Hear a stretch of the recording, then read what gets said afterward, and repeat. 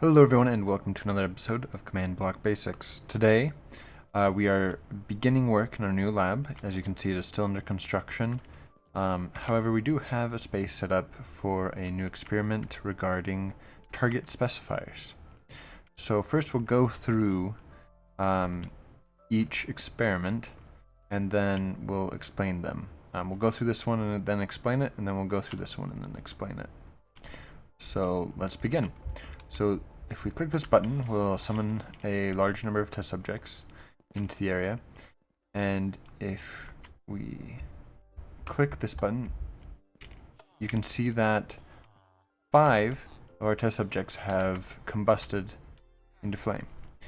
It might seem random, but it's actually the 5 closest at the time that the command was run.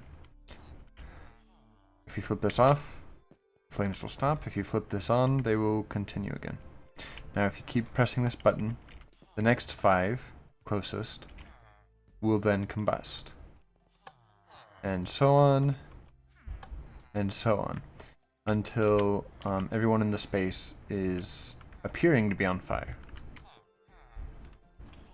And then lastly, this will clear the chamber for future experimentation. Now let's take a look at the commands we use here. So we'll start off with just a simple summon command on a repeat command block that requires redstone. So when the button is pressed, since the button gives a redstone pulse of more than 1 tick, it will end up summoning multiple villagers. But that's not the focus of this episode. So let's move on to the specifiers. So here we use the tag command to target an entity that has to target all entities, or here we use the tag command to target the nearest 5 entities of type villager that do not currently have the tag burning. And we target them and we use the tag command to add the burning tag to those 5 villagers. So if they don't already have the tag, they will get it. Then we use this command to execute as if the villager with the tag burning is executing the command, the particle command, which will summon a particle, in this case mob flame single, at the origin of the entity that has that tag, or more specifically the villager that has that tag. And then as we can see, so here we summon, we add the tag. No one's burning right now because this is flipped off. We flip this on. Now every tick, the mob flame particle will be summoned at their feet. But only the first 5, because they're the only ones, or only the closest 5 because they're the only ones who have the tag.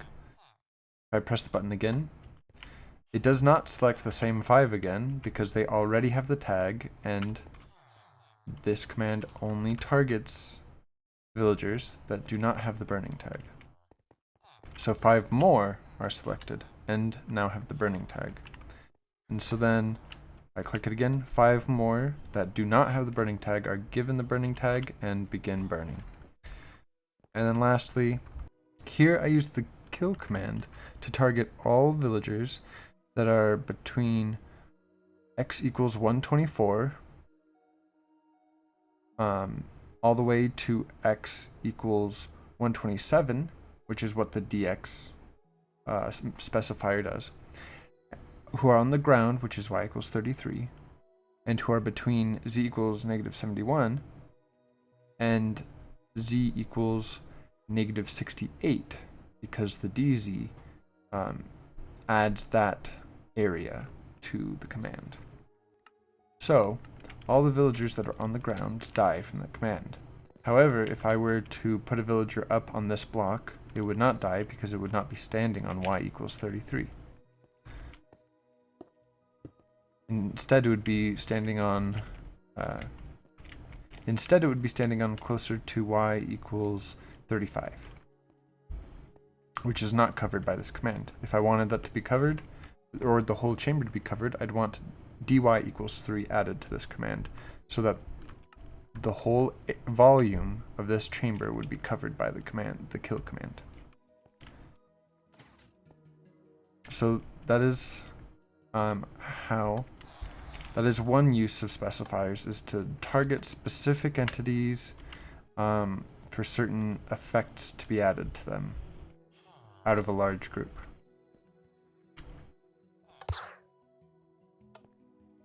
Another specific use of specifiers is to detect whether an entity's state is changing in a specific way that you want to then have the game react to accordingly. And you'll understand what I mean in a second. So here, we have a villager. And if I flip this switch, a blue flame will continue to spawn over his head. If I flip this switch, a red flame will continue to spawn over his head. And what we want to do here is persuade this villager to start walking around a little bit. Alright, so as you can see, now the villager only has a red flame over their head. Not because I hit them, but because they changed what direction they were moving in. So if I hit them again, they might... Yep, there you go. They turned around to the other direction. So this command is using the villager's rotation to determine what color of flame to display over his head. Now, it's a little bit interesting in that it only seems to really check very much when the villager is walking around. I don't know the specific reason for this, however, that seems to be largely what is happening here. And then once again, this clears the test chamber. Let's spawn a few villagers, perhaps. And this might help them walk around a little bit more because they'll have a little bit more interest in what's around them if there's people to socialize with. So let's take a look at how these commands are running. So first we summon a villager in the center of the room. This is only an impulse block, so it only summons one villager at a time, unlike the repeat block.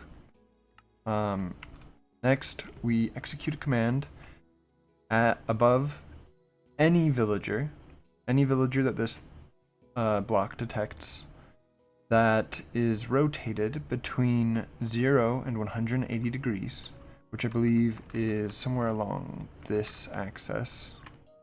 They're rotated in this direction at all. Then it should be this color of flame, which is the blue flame particle. And it will be spawned slightly above their head. So the main thing to take away from here is the specifiers, which are next to the @e.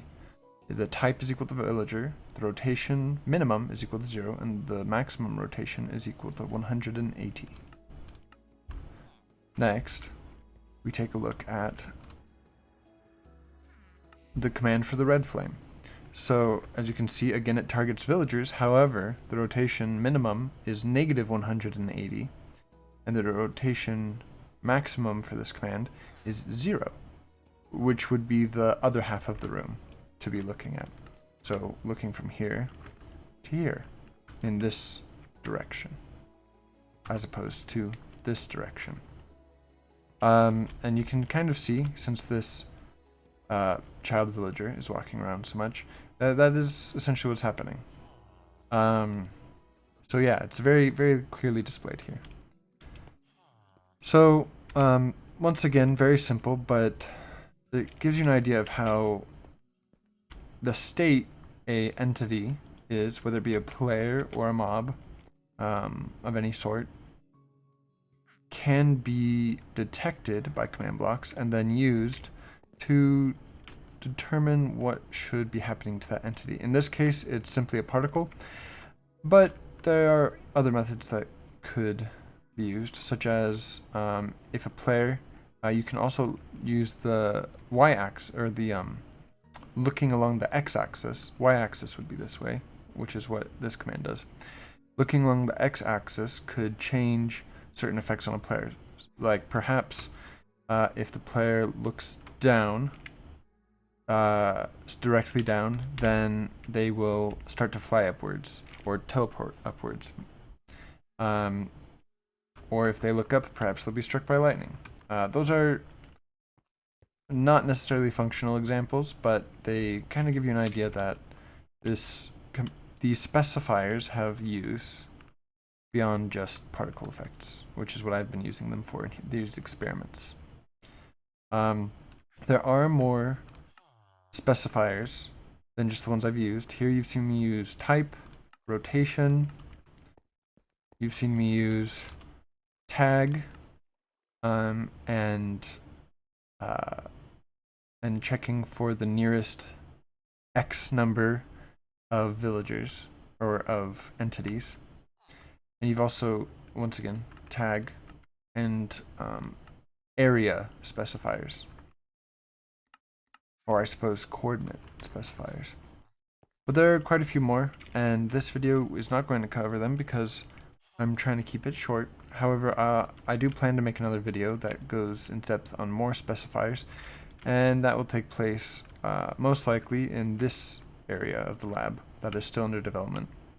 And hopefully I'll be able to continue development of this lab area and continue showing you how to use the basics of command blocks and perhaps also how to take those basics separately and put them together in a way that will allow you to make something interesting, like for an adventure map or anything else of that sort.